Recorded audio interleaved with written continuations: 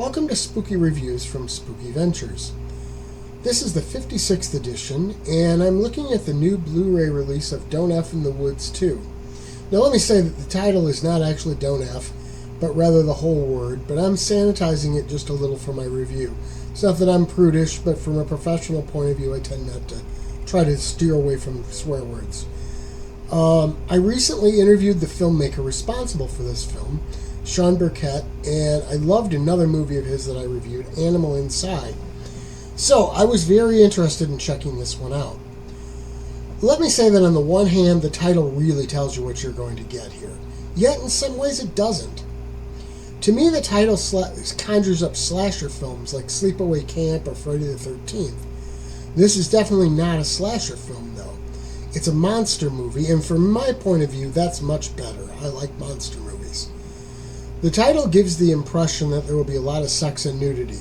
It does contain both, and often in gratuitous ways, although it really is part of the plot.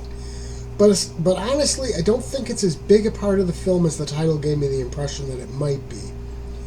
Let me say, though, if you have a problem with sexual content, you probably want to steer clear of this film. Then again, the title really should have told you that anyway. Now, this movie has so many charms, really. For one thing, the monster itself, although we don't get all the answers about what it is or where it came from, is quite original and actually very intriguing, and that mystery is part of the intrigue about it.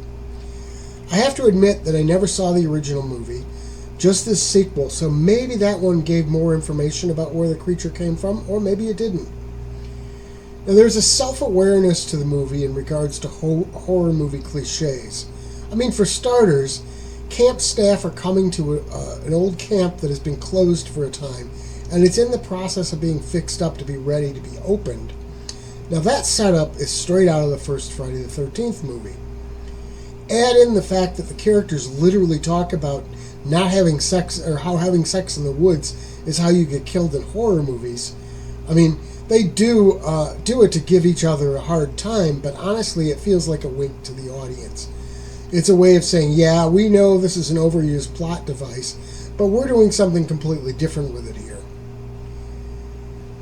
Now, parts of the movie play like a sex romp, but later portions get into full horror. There are some definite body horror aspects to this, yet it goes almost Evil Dead in some of the violent special effects. There are some annoying characters, but there are also some that you really want to see survive. We also get a character who's apparently the final girl from the first movie, who gets caught up in the action of this film too. Overall, I'd say if you know what you're getting into here, and how can you not with that title, then this is actually very entertaining. It does a great job of playing tribute to many different film styles, while also forging its own path. It gets very dark and bleak before it's over too.